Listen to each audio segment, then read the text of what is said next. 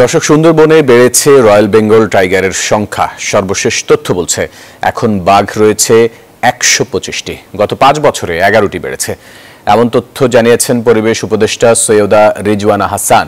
সকালে সচিবালয়ে বাঘ জরিপ নিয়ে সংবাদ সম্মেলনে এসব তথ্য জানান তিনি। সুন্দরবন প্রকৃতির এক অবাক বিস্ময়। পৃথিবীর সবচেয়ে বড় এই ম্যানগ্রোভ বনের রাজা বলা হয় রয়্যাল বেঙ্গল টাইগারকে। কিন্তু জলবায়ুর পরিবর্তন, চোরা শিকার থেকে শুরু করে নানা কারণে হুমকির মুখে বাঘের প্রজনন কমে যাচ্ছিল বাঘের সংখ্যা। তবে এবার মিলল সুখবর, গেল ৬ বছরে বেড়েছে বাঘের সংখ্যা।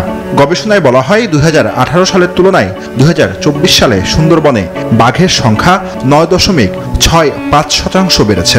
সবশেষ তথ্য অনুযায়ী সুন্দরবনে বাঘ রয়েছে ১২৫টি, যা ৫ বছর আগের তুলনায় ১১টি বেশি। এক সংবাদ সম্মেলনে এসব তথ্য জানান পরিবেশ উপদেষ্টা সৈয়দা রিজওয়ানা হাসান। বলেন, বাঘের সংখ্যা বেড়ে যাওয়া সুসংবাদ হলেও এর ধারাবাহিকতা রক্ষার বসুন্ধরা টিস্যুতে ছাড়ের ছড়াছড়ি। বসুন্ধরা টিস্যু নিয়ে এলো নিশ্চিত ছাড়। চ্যালেঞ্জ আছে, অন্তর্বর্তী সরকার এ নিয়ে কাজ করছে।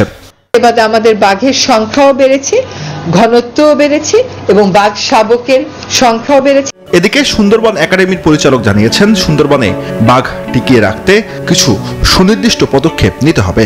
সুন্দরবনকে যদি বাঁচাতে চাই তাহলে কিন্তু সুন্দরবনে কিন্তু আমাদের বাঘের সংখ্যা রাখতেই হবে, ঠিক। কারণ সুন্দরবনের ফুড চেনের কথা, যদি ফুড চেনের শীর্ষে কিন্তু বাঘ।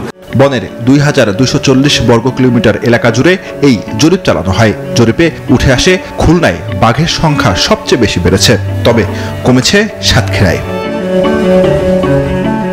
জুবারসানি, নিউজ 24, ঢাকা।